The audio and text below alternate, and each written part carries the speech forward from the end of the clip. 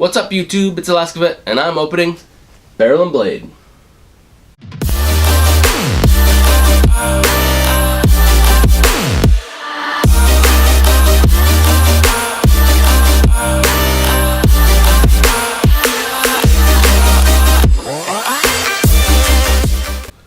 I'm really excited about the theme for this month. They announced Operation Get Home as the December 2018 Barrel and Blade box, and that's hits kind of close to home right now because up here in Anchorage we just experienced a little over a week ago a magnitude 7.0 earthquake that kind of shut down town and destroyed some roads, made some buildings, caused a fair amount of building damage, including making some of the buildings in town structurally unfit for occupation at the moment. So crews going around trying to shore up buildings and get things put back together at the moment.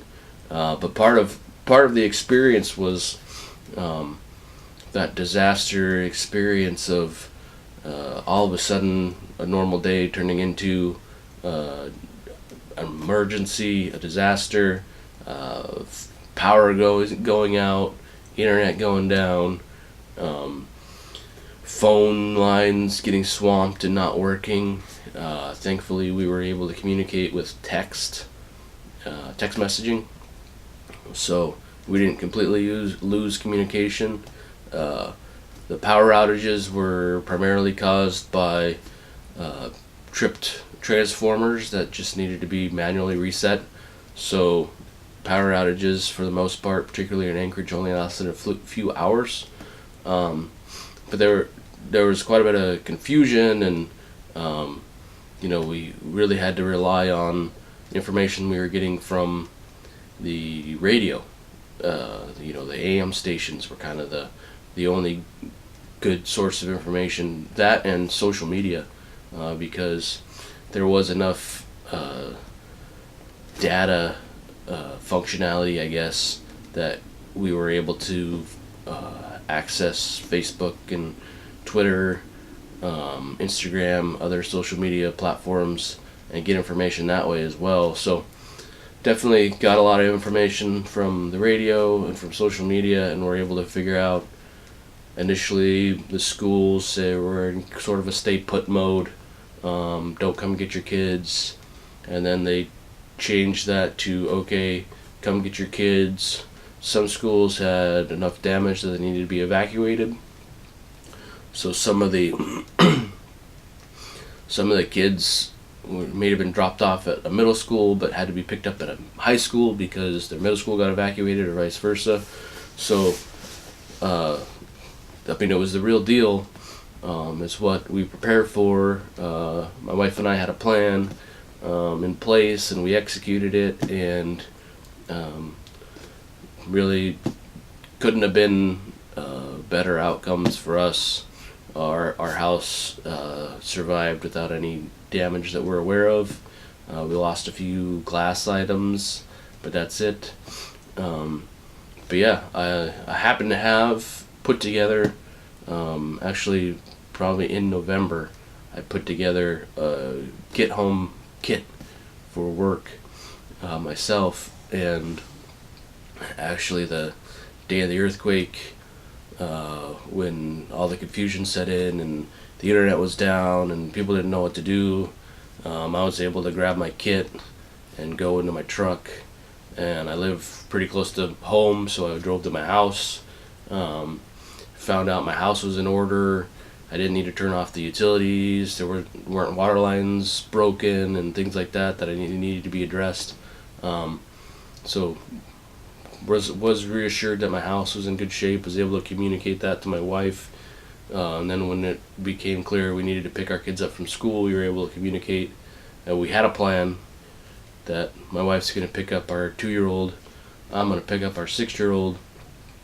And that we just communicated that, hey, we're doing that. That's what we're doing, and we made it happen. And we met up back at home, and we're able to just kind of enjoy the afternoon because we didn't have a whole bunch of things we were worried about, I guess. So, we through listening to the radio, we were aware of some of the damage that was out there, but we were also hearing a lot of good things, that a lot of the serious infrastructure, in fact, didn't get damaged.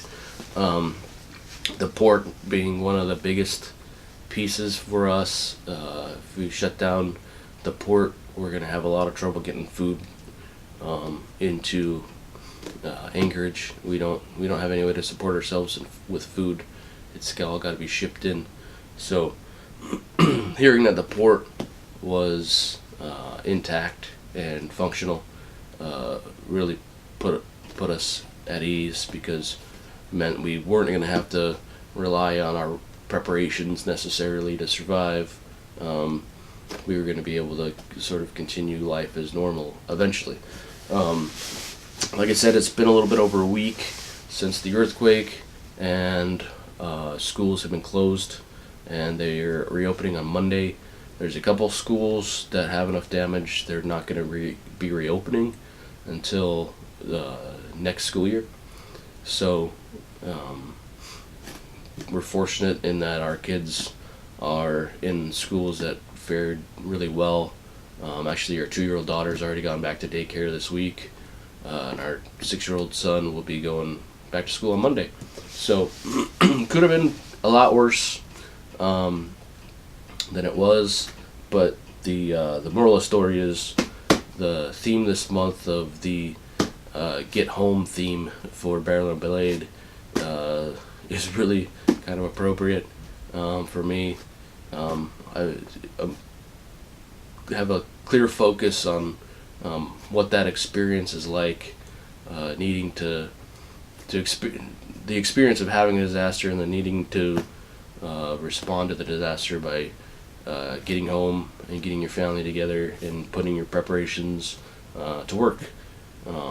And the only piece of that we were fortunate enough to have to do is actually put the preparations that we have in place to work, other than just our plan, for our get home plan.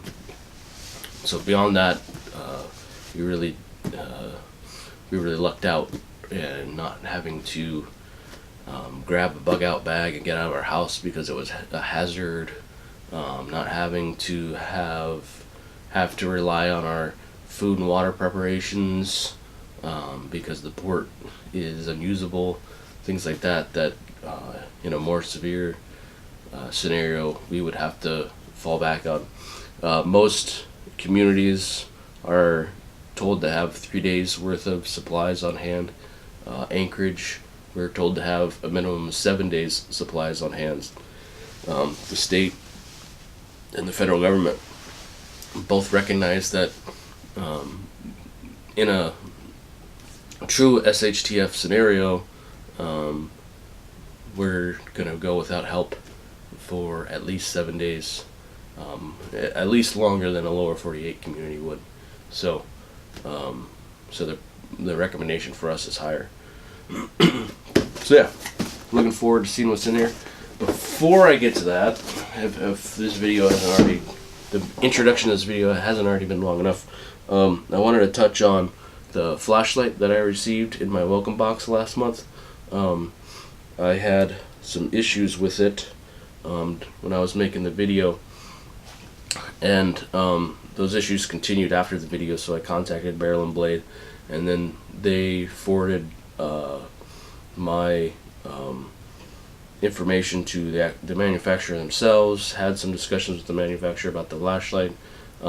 They agreed to send me a new one because I was pretty adamant that, in fact, this one is not working properly. And so now I have the new one in hand, and in fact, it is working properly. This one, the one I had gotten in the welcome box, is a bit of a dud, so hopefully you can kind of see that it's probably not the best way to do this, but the the new one that sent me is putting out many times the light that the one I'd gotten in the welcome box is putting out. So happy with that. Very, very happy with the customer service and the fact that I was able to get the light replaced at no charge to me. And I'm overall just very happy with this light. I'd like to do kind of a follow-up on why I like this light, even though it's a brand that prior to receiving it in the box I'd never heard of. I'm actually a pretty big fan of it at this point, now that I have a properly functioning version of it. And the other thing I thought worth pointing out is that the day of the earthquake, when I was home and the power was out, and we weren't sure, we didn't have all the information yet about the port being intact and whatnot. We didn't know exactly how many roads had been damaged and people couldn't drive on them and whatnot. So we didn't know what preps we were going to have to fall back on. One of the things I did in that time is went ahead and I had already gotten a replacement for the 3 magazine pouch that had come in the welcome box. I'd gone down and got one from a local military surplus store, and this pouch is easily large enough to fit the polymer mags with no problem. They slide right in and out like they should. And I went ahead and used I have another plate carrier, but it's a lot bigger than this one. This one's really minimalist in nature, and since I had this minimalist one and had all the components and stuff for it, I went ahead and set it up. It's sort of just in case kind of a thing, in case there was that breakdown in social norms, and there was a need for us to go on the defensive, I guess. I was prepared for that, so gotta say that's really impressive that right off the bat with this subscription box. One, the welcome box came in handy when I needed it. The items that came in it were things that within a month of having received the box, I was putting them to use, and they were bringing me some peace of mind. And now the second box, my first actual monthly subscription box for them, that's not a welcome box. It's already a theme, at least, that it resonates with me at the moment, considering the situation I've been in. So overall, 2 boxes in, I'm really impressed with Barrel and Blade, although I haven't opened this one yet. So we'll see what's in it, and we'll see if it's worth kind of the hype I've already built around it, I guess. So yeah, let's get to opening the box. I have it. So let's see, December 2018 Barrel and Blade box. Let's see what's inside.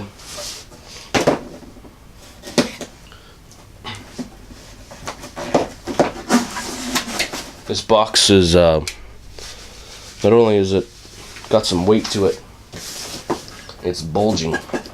So pretty excited to see what's causing that bulge.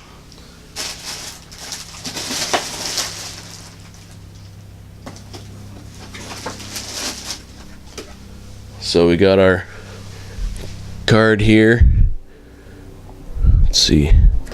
Operation Get Home. I'm a level 2 subscriber, so we're going to take a look at the stuff that's on the left side of this card here. So right off the top, Death Dealer Tactical Assassin Sling Bag, value $59.99. That's sitting right on top. Yeah, so this looks like the same company that the plate carrier came from the welcome box.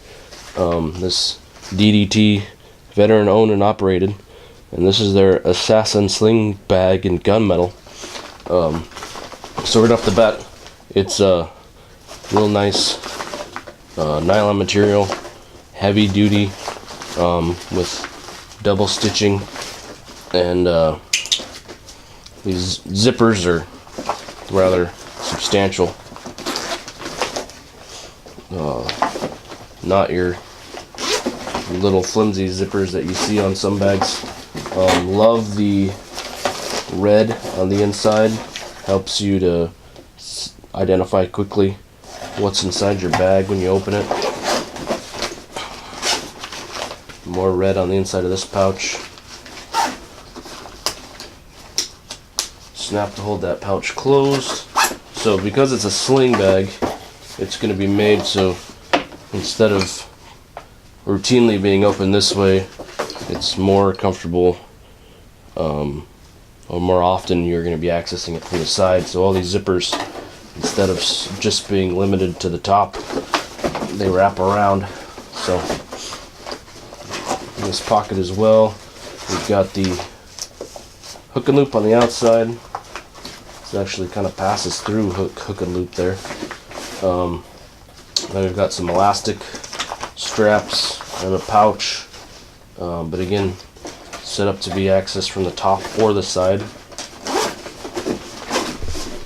And then sort of yep, there's sort of a hidden back compartment, and inside of that you got a holster, little Velcro holster to strap in there, so you can concealed carry, little retention, elastic retention there. So you got a concealed carry pouch in that sling bag, which is something that you see pretty often with these types of bags. And then here's the main compartment of the bag, again with the red on the inside, some pockets built in, nice mesh pocket built in with a strap to hold everything together. More hook and loop, so you can put some modular hook and loop type accessories in there. So this is two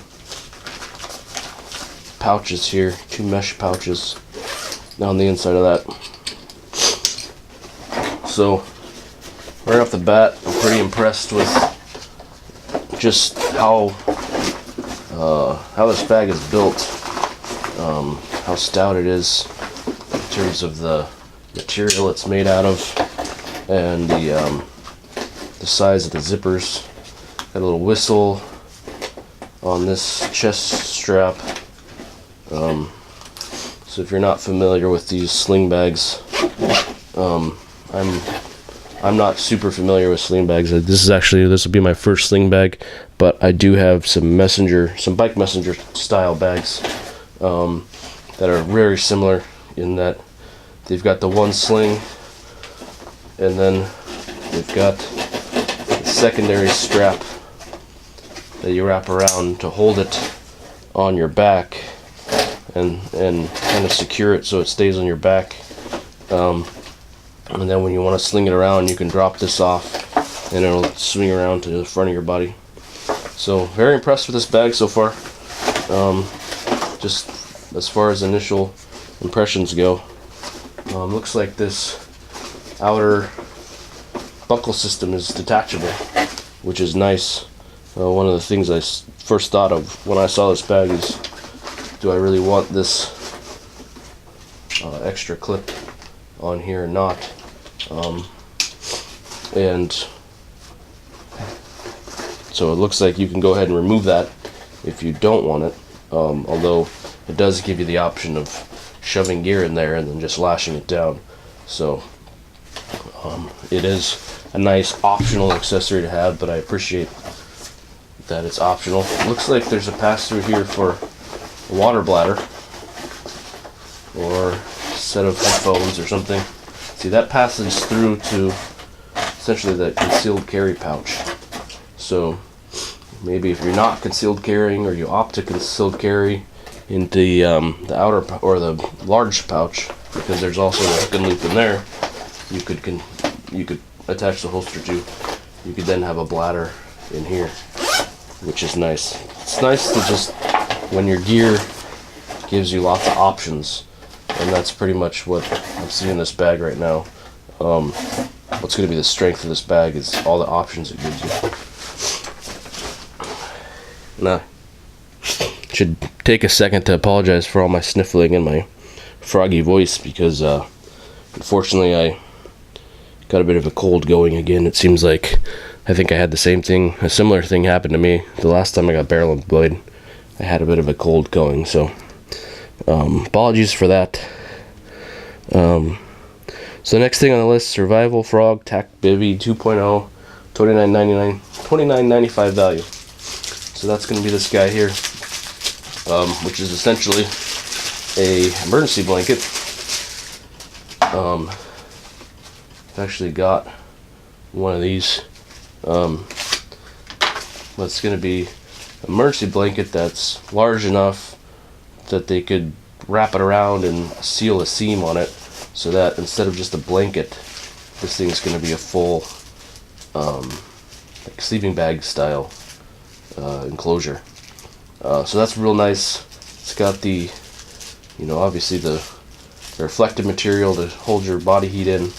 I'm really happy to get a second one of these, because it allows me to go ahead and throw it in a place where maybe I don't carry it with me as often. Maybe keep it at work or keep it in my truck, and not necessarily, and then have a second one that I keep in my hunting bag. So it's always nice to have a couple of these, but they're so expensive, frankly, that it's hard to justify paying for a second one. So I'm real happy to get it. The first one I got in a bag, or a subscription box, and now the second one here got in a subscription box. So that's a great way to get these things into stockpile, and have more than one sometimes, especially if you have more than one subscription box. You could end up with a couple of these, which I don't see as a downside at all. I see this as a very positive thing. So the next thing on the list is a Kershaw ration, $7.86 value. So this is a bit of a combination spoon and fork. Looks like it's also got a bottle opener and a little carabiner option on it for hooking it onto your gear or your pack or whatnot. So a pretty simple little item made in China. But when you need something to eat with, something like this can come in handy to have, so you don't need to use your fingers. And it's lightweight and it's small, so it won't take up a lot of space in a bug out or a get home bag. So certainly something useful.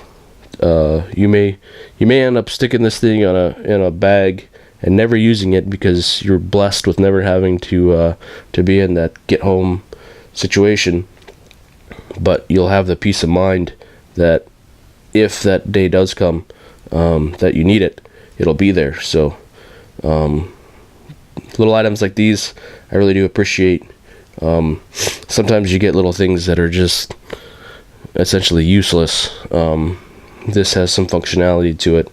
It looks like the spoon probably functions better than the fork. It's just going to be more comfortable to hang on to that spoon in my mind, and to use that to eat with, which is great, because when you have these freeze-dried meals that you tend to use for emergency food, about all you need to eat those is a spoon. So good little item in my opinion. Next thing on the list, SOS Food Labs Emergency Energy Food Bar, $2.25.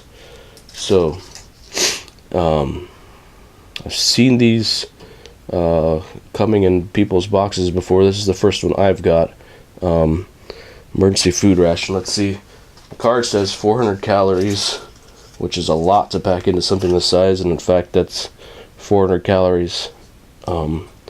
What they're advertising, the serving size being this full bar. 8 grams of protein, a gram of fiber, 53 grams of carbs. So carb heavy, which is what you're going to need. in these kind of situations. So yeah, the first ingredient is sugar, so that may not be the best option to have a real sugary rich food bar. But for me, it may not matter. I see here on the contents wheat. Typically with these kind of emergency rations, you're going to see wheat used as a way to get pack those extra calories into the ration and make it really a high energy food for people. But unfortunately for my situation, I can't eat the wheat. If I do eat the wheat, I pay the price, I guess, of eating it because I have an allergy. And so, yeah, for most people, this is going to be a great thing to stick away. I imagine it's got a long shelf life. Not seeing, there's a date here. So yeah, November 2023 is going to be the expiration on this thing. So it's good. It's got a nice long shelf life, and easy kind of thing to throw in a bag, and it'll be there when you need it to give you that boost that you'll need in these get home kind of situations. I know that was one of the things that I used in my get home situation. Was I had some protein bars at work, and I went ahead and ate one of those as I was going through the process of getting from work to getting my kid and getting home, and which took a long time because of all the traffic. It was backed up, and the street lights were out, the traffic signals were out. So I needed something to eat, and just feeling hungry in general. I had a protein bar on me, and that was worth a lot. It just took care of that urge in the moment, and I mean, it doesn't get much better than that. So yeah, important part of prepping is having little items like this ready to go. So yeah, this is my wife does fine with wheat, so I'll keep this on hand for her. Go ahead and throw this in her get home bag, so it won't go to waste. Next thing on their list here is a Gerber Multiplier MP600, a $72 value. This is a heck of an item. Yeah.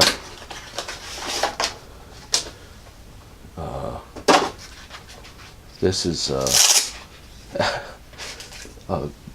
real critical item to have in a get home kind of bag, is a multi-tool of some kind, and I'm very impressed right now that a $72 multi-tool with a $72 value came inside of this month's barrel and blade. Gerber obviously makes quality multi-tools. I used Gerber's when I was in the Marines. I actually have my Gerber from the Marine Corps. So yeah, this is the Gerber I used when I was in the Marine Corps. And this one's obviously a bigger, beefier model. So that's great. I was an electrician in the Marines, and so having a little tool like this was real critical for. You use it a lot for cutting wire, which is why the dikes in there wore out a little bit, but also just day-to-day tasks. I mean, when you're dealing with wire all day, you need a set of needle nose, set of pliers. This one has scissors, and it used to have a cutting blade, but this one broke on me at some point along the way. And so when I was still in the Marine Corps, that it broke, and I never, however many years later, I've never had the inclination to go down or to box this thing up and mail it to Gerber. My understanding is they will warranty for life these kind of issues. But like I said, I haven't bothered with that. now I've got a replacement. I bet this thing's got a blade in it. There's a saw blade, serrated saw blade. So yeah, it's got a blade there, nice straight blade, real functional kind of utility kind of blade there, which is nice. File, I already pulled out the saw blade, but there you go with this serrated blade. Love the black finish. I'm gonna have a Phillips screwdriver. This is a little eyelet. This is just for attaching a lanyard. Attaching a lanyard to it. When you're, for the military purposes, when you have a tool like this, you'll often attach a lanyard to it because you're going 100 miles an hour, 24 hours a day sometimes, and you can get to a point where your brain's not really working right, and you could just, something black like this, you could set it down and walk away from it and not have a clue where the heck you left it at later. So you keep it tied. You keep stuff like this that are critical, mission critical items like this. You keep them tied to your person so that when you walk away, it falls off and you drag it through the dirt behind you. And when you realize what's going on, you still have it and you haven't lost it. So that's a great feature for military applications for sure. Got the can opener. Let's see what else. I think we got a couple standard. So that's more of, I think, a bottle opener, and a skinny standard screwdriver, a wider standard screwdriver, and then another small screwdriver, and a file. So really useful tool for sure. The reason I owned a Gerber as opposed to a Leatherman was, at the time, the Leatherman, this was a long time ago, the Leatherman were real hard on your hands because the blades would fold out on the outside, and so they had kind of an edge, a little bit of an edge on them. So when you'd really bear down on them, they could be hard on your hands, whereas the Gerbers have these nice rounded handles, and the mouth of the pliers just slides in and out of them, which is a real nice feature. And there's always that nice moment when you flick this out and just kind of flick it and it comes open. That's just kind of gratifying in some respects. I don't know, when you pull this out of its pouch and you just flick it open and you go to work with it, as opposed to doing a bunch of folding around to get to your tool. Something cool about that, I think, or at least I felt that way at the time. And yeah, so definitely a fan of Gerber tools. Haven't bought a new one. I don't carry this with me anymore. But yeah, this was my tool in the Marine Corps. Now I got a new one, and absolutely wouldn't hesitate to put this in a bag and have it there in case I need it to get home.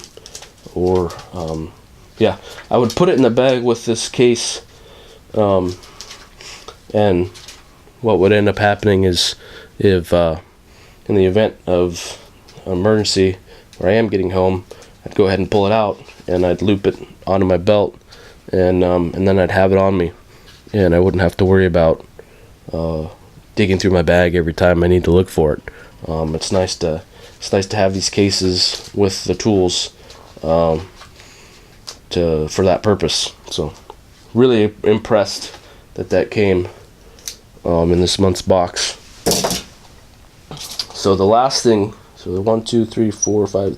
The last thing is going to be item number 6, and it's a hybrid light puck expandable lantern and charger, value $34.95. So I've seen these hybrid lights in a lot of other subscription box openings.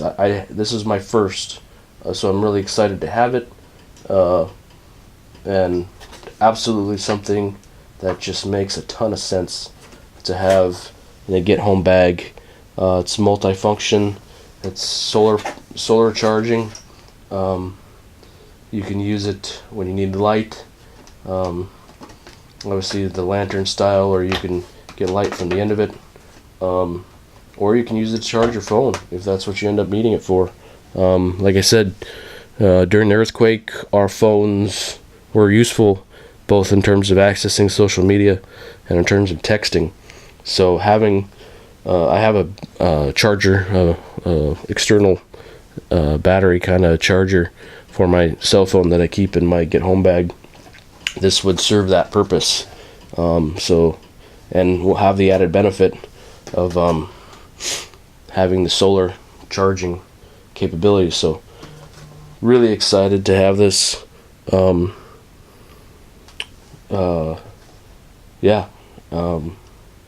going to be a great addition to one of my get home bags for sure. So let me go ahead and get everything laid out, and we'll wrap this thing up. Yeah, so here is the December 2018 Barrel and Blade Level 2 Operation Get Home bag. Yeah, there's all the items. Very impressed with this bag. Hit some real good high points in terms of get home bag. You know, you could easily add a few things to this kit and have this bag with these items and a few more, and have a really great start to having what you need in case of an emergency. So yeah, there really isn't a bad item in here. You know, obviously this item is a bit of a small one, as is the energy bar, but both are still going to be useful items.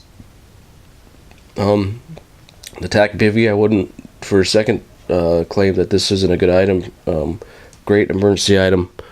Shelter is going to be critical in get home bug out kind of situation, especially in a place like Alaska, having some way to kind of keep warm out when you're out in the elements. That's critical. Light, especially wintertime in Alaska, it stays dark most of the day. So yeah, awesome item to have. This little light that go ahead and get the solar charge going, and I can also use a little clip on here to hang it off something when I need to. So super happy to have the hybrid light. The multi-tool, I mean, that speaks for itself. That's gonna come in handy. So I got interrupted there, but that's alright, because this video is already long enough. You guys see what's in the box. You've heard me rave about it. I think it's a good month for Barrel and Blade. So yeah, I'm gonna go ahead and wrap this up.